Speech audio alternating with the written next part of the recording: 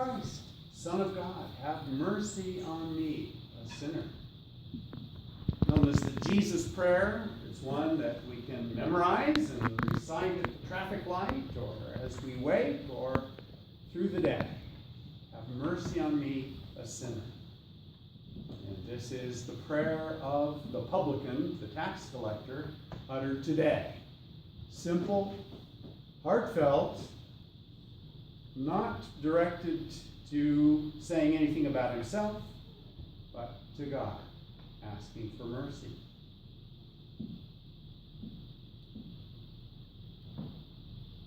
So we have today a passage from the prophet Joel, and in this passage, it seems that he's rather happy about things. We have the abundant water, the full granaries, the wine overflowing. It seems a little paradoxical for a prophet to be talking about such good things happening. Now, mind you, this is in context in our passage today of the day of the Lord, the day that's coming, the day that we may not be ready for. And of course, within the context of the whole book, 3 chapters long, Joel begins with the plague that has been decimating the homes of all the people of Israel. The locusts are so bad that the priests can't even find grain to offer a grain offering. The whole economy is shut down. And so we can imagine how low the people of Israel were. And again, in the Bible context, this is always directed as part of their failure to live up to the covenant. God promises good things, but when we do bad, we go and get it. And so these locusts, this army coming through, and Joel has them coming from the north instead of the south, where they usually come from. So God has brought these locusts like an army to pay us back for our crimes.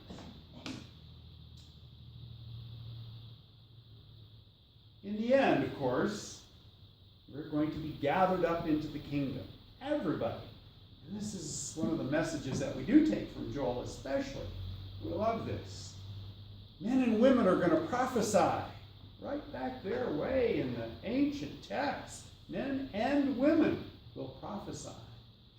And even slaves, male and female, will be filled with God's Spirit.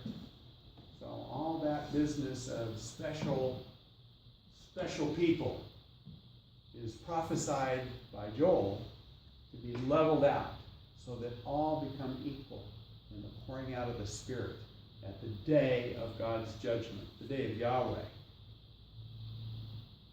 So we come to the gospel today. Even a publican, even that miserable traitor working for the Romans, grabbing taxes so that he doesn't get it from the Romans, but also grabbing all that extra from you so he doesn't report you as being delinquent in your taxes. He didn't want the auditor to come, especially in Roman times. So, tax collector was not just what we expect the people at the courthouse, those nice people whom we elect, but somebody that cozied up to those Romans, the enemy, and profited thereby. And Jesus talks about him as being justified. So how can this be? We have the Pharisee. The Pharisee is celebrating the past. I've been so good, I paid my tithe, I've fasted, I've done all these good things, here I'm at the temple. Oh, my past is great, unblemished, so to speak. So what does he look for in the future? He doesn't need anything in the future. He's got it all. The tax collector wants to forget the past. Please forget my position in this society. But God, in the future, have mercy on me. He looks towards a forgiving God. He waits for God to act in his life. So, how does that fit in with Jesus? Jesus forgives our past. Jesus expects more from us in the future. The hopes for the future. The Bible is filled with the day of Yahweh as being the culmination of God's vision for the kingdom here on earth. So, where do we fit ourselves in this day? Are we focusing on our good deeds, of which we have many, of our being here in this lovely Episcopal church? And all those out there are not here today? Or are we comparing ourselves to God's perfect vision for us? We are created.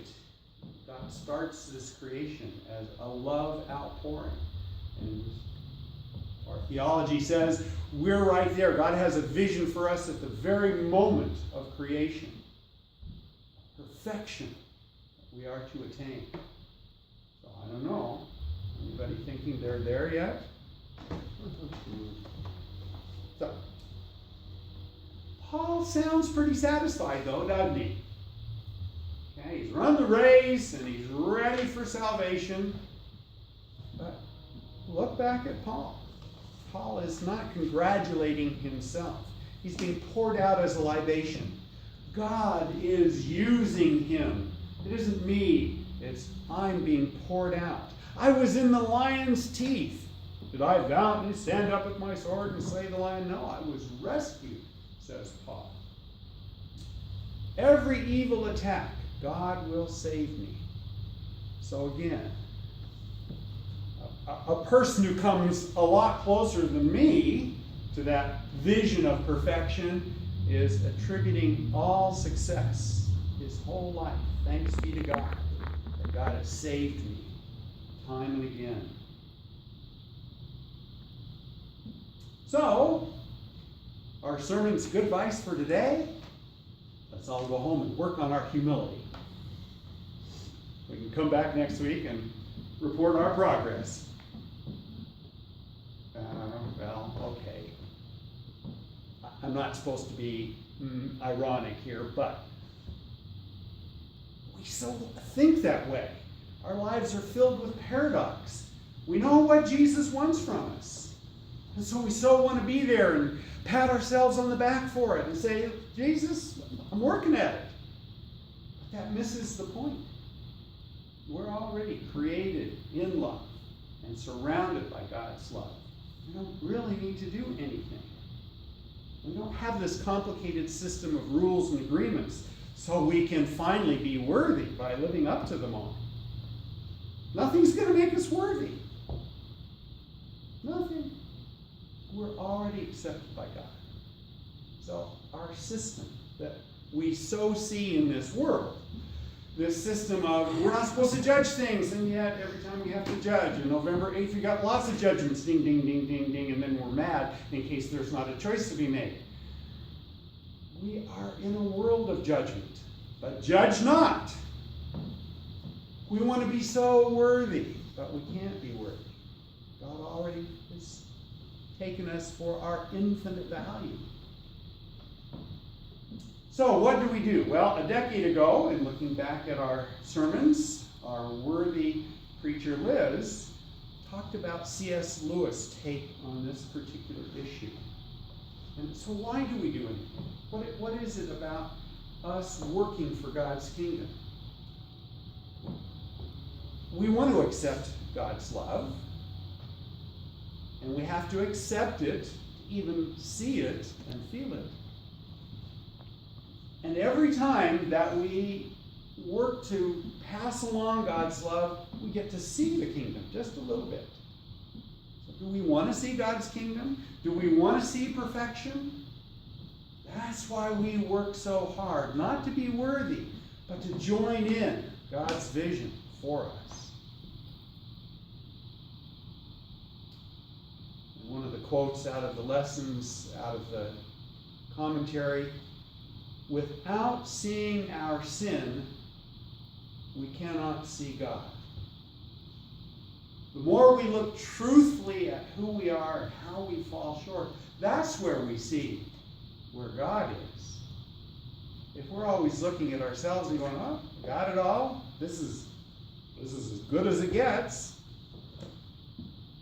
well, where's God? And we shut out our vision of working for the kingdom. So the Pharisee saw only his own good works. He didn't see God at all. Didn't need God. Publican asked for what we might consider impossible. The publican, the tax collector, asked for forgiveness. And he's probably going to go out and work hard the next day, collecting more taxes. But he relied on God for mercy. So the good news is, we're not perfect.